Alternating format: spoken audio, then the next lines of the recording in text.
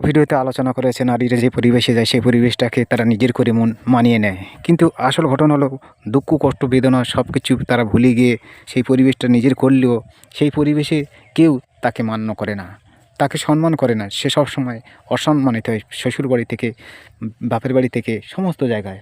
যখন ছেলেপিলে বড় হয়ে যায় তখন আরও দুঃখের শেষ থাকে না।